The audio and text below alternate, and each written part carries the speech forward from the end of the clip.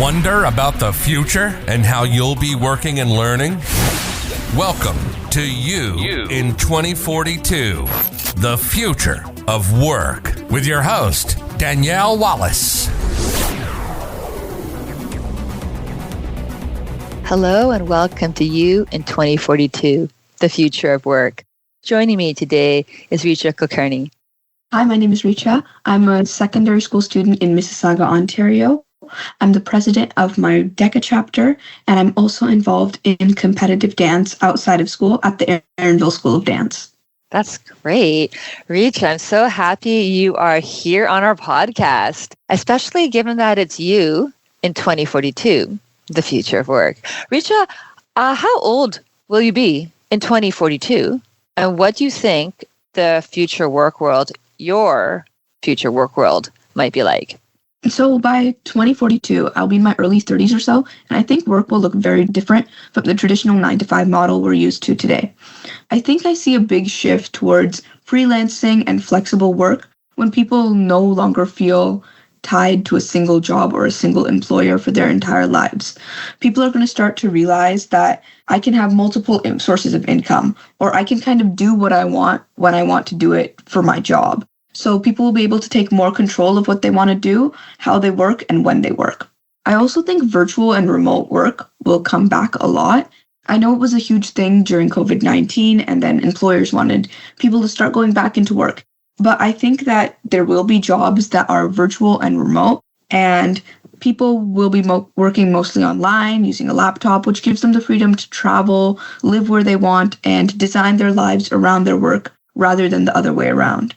I also think hourly or project-based pay will become more common than traditional salaries, giving people more flexibility and more time to pursue their interests outside of work. And lastly, I expect a strong rise in entrepreneurship in my generation. There's an incredible amount of talent, especially among children of immigrants. Many of our parents came from places where they had lots of intelligence and the drive to succeed, but they lacked the resources, money, and opportunities in the countries they came from. But now in places like Canada and the US, their children are growing up with both the inherited drive and the resources to act upon it. And this combination is creating a new wave of ambitious, innovative people, which I think will lead to a lot of startups in the future. Whoa, that is very interesting. And I like the lens that you're bringing to this, because when you speak to things which we've heard from others, such as the rise of more entrepreneurial work, more project-based freelance work, and also even more remote work, what becomes apparent is your generation, are actually the ones creating that, especially when you also speak to next generations that also have this drive that they're bringing. These are the people. This is our workforce that will be actually creating this change and creating the environments to best thrive in. And I'm curious, though, on that, because for this environment to thrive in, sometimes I feel that it's predicated on things being the way they are now, but carried out into the future. So an example of that is, I swear, on almost every podcast that I've had in You in 2042, the future of work, our expert guests all speak to this consensus for critical thinking, that this is a emerging, ongoing, persistent need that the future generations have. Whether it comes through because of AI, we need more critical thinking as a result, or even before that, in our earlier conversations within this podcast, this is an enduring human capability. Everybody, full stop, believes critical thinking is a holy grail. And yet other podcast guests I've also had on the show accurately speak to the fact that this has been an ongoing issue. This is an ongoing issue, and they don't think it's addressed or even solvable within this current school system, your generation, Richa. So I'm curious, given that other generations are saying you need critical thinking, I'm curious to know what you, as someone in this future working generation in 2042, what you actually think about critical thinking. Well, first, I think it's important to define what is meant by critical thinking. I feel like it's a word that's thrown around a lot, but most kids don't even know what it means. So to me, critical thinking is the ability to question or analyze or interpret information rather than just accepting it at the face value. I think this skill is important, but it doesn't look the same as it does today as it will in the future. So I think with the rise of artificial intelligence, we're moving towards a world where some forms of critical thinking can be outsourced. AI is literally artificial intelligence, and we're already seeing it help people analyze information, identify patterns, and make decisions faster than humans could alone. Tools like AI assistants and wearable technology, those Meta glasses, they're becoming a part of everyday life, and it's a trend that's only going to grow from here. This could be especially powerful for students with learning disabilities or people who struggle with traditional ways of thinking. Instead of forcing everyone to master the same kind of critical thinking, we could teach people how to effectively use AI to support the jobs they're going to have or to support themselves in general. And whenever I'm having this conversation with someone, I always compare it to earlier points in human history. At one point, starting a fire was a critical human survival skill, and parents believed that every child needed to master it. Today, we don't see that as essential because technology has made it easier. We have stoves or other ways to cook things. But we didn't lose something by moving on. We gained the ability to focus on more advanced problems. I see critical thinking in the same way. As technology evolves, we should allow certain tasks to become easier so humans can focus their energy on creativity, innovation, and other things machines can't fully replace. So that's interesting. So perhaps you're saying that we, again, older generations than yourself, have a very limited view of critical thinking, or maybe using it as a scapegoat, because this comes up all the time, especially when talking about future generations. And even within what you're saying, this levels of critical thinking, or even the ability to be okay with the idea of, yes, we are outsourcing decisions, like you said. And yes, we've already moved on from defining what a critical skill is, just like the fire example. Perhaps we are, again, speaking in contradiction from many of our past guests, perhaps we have a more limited view. In turn, though, these guests would argue that no, you actually need critical thinking from the start. And how can you properly trust what AI is telling you unless you already have critical thinking? And you can't get critical thinking just from taking a course. Like, you need it through experience. But if you're never getting that experience because it's always outsourced, wouldn't that just lead to a collapse of society as we are thinking of it, and we're just fully relying on AI? So yeah, it comes back to ethics and stuff like that. We can talk about a collapse of society, but isn't that what's happening with the internet or with electricity? If all electricity went out today, humanity would not survive, I don't think. It would be very difficult. Obviously, all our phones would shut down. We wouldn't have any lights. We wouldn't have any heating. It's just such an important part of our lives, and humans rely so heavily on it. I'm not saying that it should all happen at once, but I am saying that I see a future where AI could become a super important part of human life and just something that all humans use to make their lives easier. Yeah. So you've got great examples. So if this AI is better at providing decision making, which we are seeing a lot of fabulous advances month over month in the various generative AI components, then perhaps to your point, who is to say that we can actually have more accurate and more consistent decision making, and we can even use various large language models themselves to discern, to what your definition was, really ensuring that we can see and ask questions appropriately.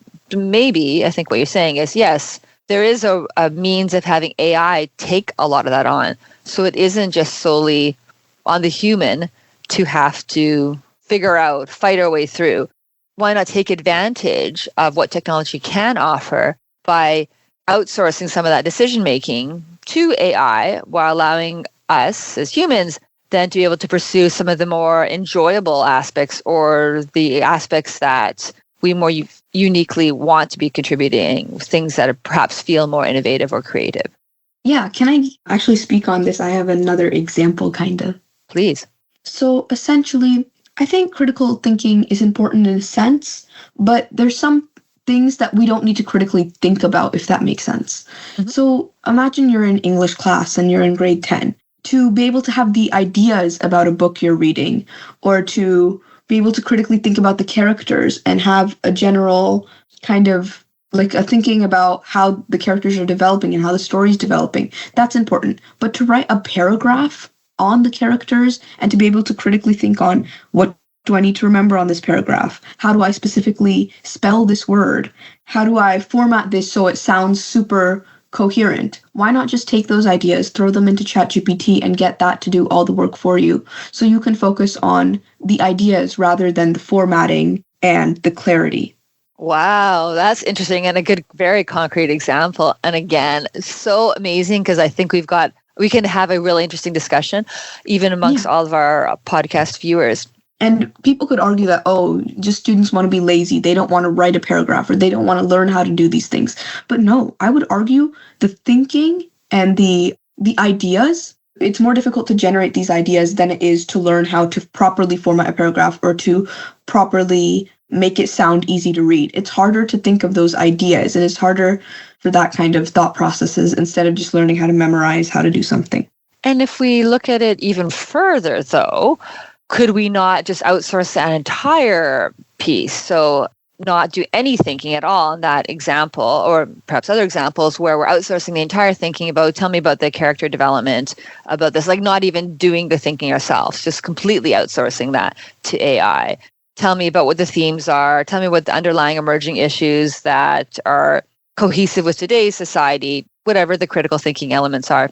Could we not just use AI for that? So this is where it starts to get a little bit dangerous.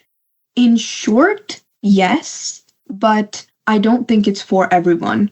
You have to kind of see what kind of learner the student is, and you have to kind of see like what their kind of goals are.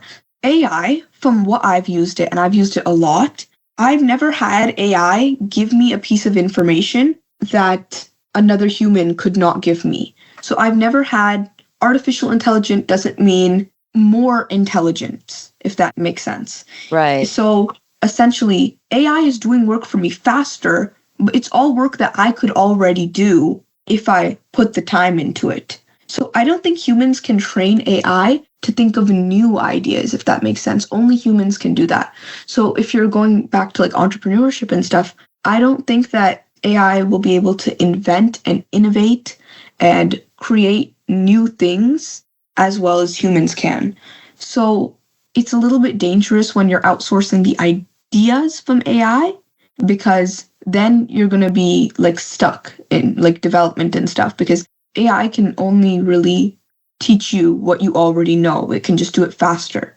That's a very good point. So that truly breakthrough, like the totally completely innovative ideas, while we can attempt to achieve that with AI, even as I think out into the future, it is difficult to bring together one's own human experiences as well as the breadth of experiences to form something that's cross-industry, novel breakthrough within a particular domain that ignites growth. Yeah, that's a good point. That would actually be difficult. And then the humans are still needed for that.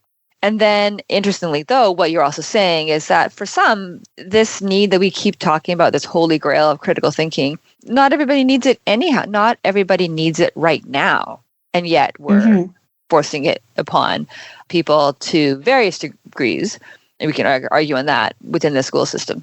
The other thing becomes very clear to me is that the world, again, older generations than yourself, are looking at this future trajectory of this future workforce in 2042 with our past experiences in mind and somewhat limiting. So we're either assuming there is this atrophy of critical thinking skills. So holy smokes, everything's going to just fall apart if we're just solely relying on AI and what that might do. Or conversely, that people will have the same critical thinking skills we have now and things just plug along in a linear way like we see now, as if we're predicting the future to be as linear as the past. What's becoming clear to me, Richa, and what you're saying, it's a lot more nuanced. It's a lot more uneven. I see now this future is a lot more ups and downs in terms of human capability, in terms of human skills, and specifically this need for critical thinking, because it comes to be a lot more complex than I think anyone else is assuming. People just think you have the skill. I got the skill from working, being in the world, talking to people, from school, whatever. That's false to assume that is just transferred to the future. And it's equally false to assume it doesn't happen at all. It's so much more uneven. And it makes it even more apparent that we can't predict at all how things are going to be in 2042, unless perhaps it's someone like yourself who is going to be that person making change, creating these innovative breakthrough ideas that I think yourself and others like you will be bit more of the answer and will hold that key more so than myself and many of the experts I have on this podcast. It's a lot more complicated than we think. With that, what do you think the future holds? Is it rosy? Again, thinking about 2042, is it just a big fog? Is it uncertain? So essentially, I think we're the first generation that grew up with social media, not social media specifically, but short form content. So TikTok, Instagram Reels, Snapchat Spotlights, that kind of stuff. Now, I think this is going to be the biggest issue when it comes to the future. I see, like in my school and in my circle and just a lot of people I know, there are either kids who are very, very ambitious. These people work very, very hard. These people want to do a lot with their lives. And then there's kids who are not lazy in a sense, but they're a little bit more reserved. Maybe they don't want to do as much. They don't have as much ambition. And I think it all comes down to initiative. Nothing is going to really be handed to you. You have to go and get it. You have to go and apply for that job. You have to go and try to start that club at your school. You have to do extra work when it comes to it. And I think because of short form content, it's just so easy to scroll. People are not taking this initiative because they don't see the reason to do it. So I'm a little bit scared in the future. There's going to be a huge discrepancy in wealth and in success. I think there's going to be some people who are very successful, and I think there's going to be some people that are doing very badly. What you're saying makes so much sense. And importantly, this discrepancy is already here. And perhaps the fears that we're seeing again, or the concerns and the upside from technology is only exacerbating, which is already apparent. Absolutely. And I think that's what people in your podcast, your guests that you have, they're concerned about. They're kind of sensing that this is going to happen. And they're maybe sensing that maybe more kids are lazier, or they're going to be on the end of the spectrum where you're not as successful in life. And their fear is that this is happening because of AI, and because that, everyone's brain is going to become so soft and mushy, and nobody's actually going to be able to learn or actually be able to critically think and take care of themselves in that sense.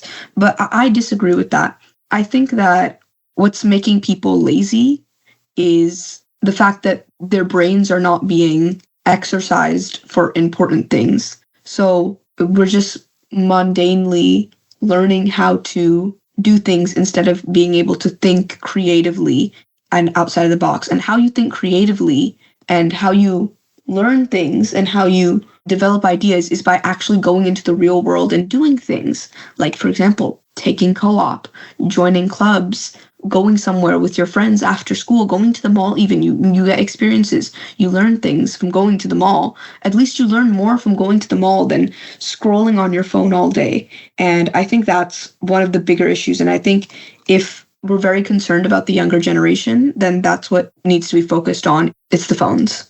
That's an interesting point. And then on your own experiences, so when you speak about the initiative and drive and seeking experiences, so I think about your own work as president of DECA and what you are doing purposely and the club is doing purposely to generate thinking and actually applying these in the real world.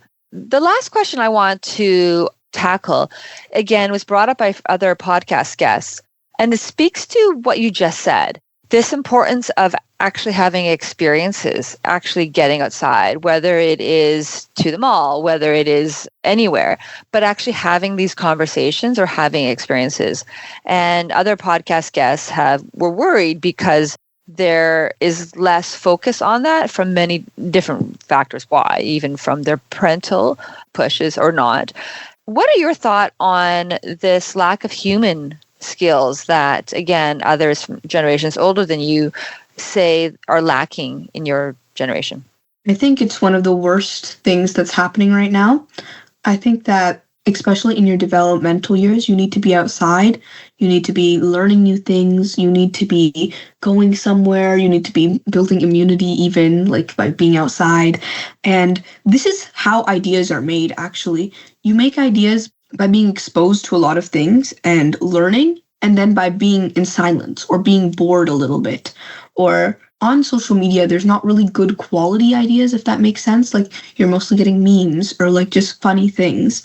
But if you're actually going out and like what I mean by out is like physically outside of your house, you're learning things and you're getting to see kind of how the real world is. And that's really going to help in just like your mental health. And it's also going to help you develop ideas, which is needed for the future. And I think that's a better way to learn critical thinking. That's great. That's very important also coming from yourself, being a member of that generation, and your ability to articulate some of the things that are happening, the undercurrent that the rest of the world is not seeing, which is already happening as this undercurrent, and then ways then perhaps we collectively as a society can encourage, really the encouragement, like you're saying, to go out, like physically out, to have experiences, to therefore have ideas, which segues back to what you were saying earlier about the ability for your generation to have these huge breakthrough ideas. Well, then using AI as that sidekick along the way, but still really having that ability to drive the world where it needs to be driven.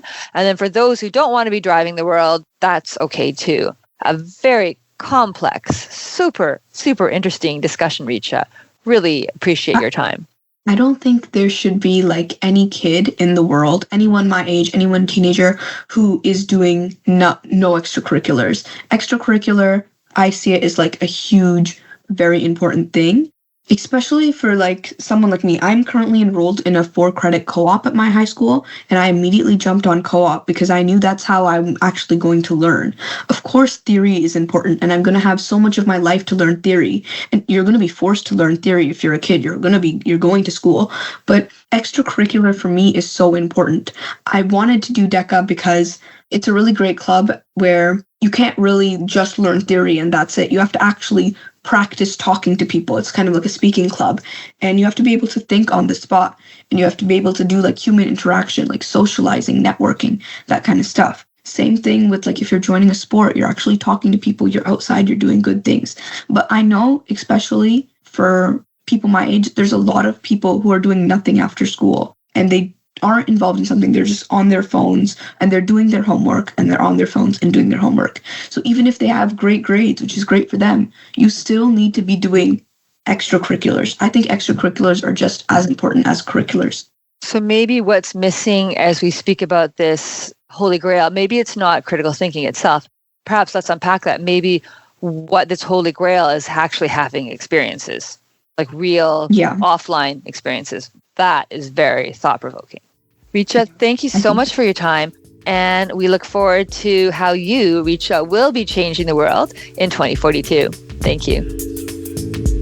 Thank you for being a part of the future. Subscribe now to stay current.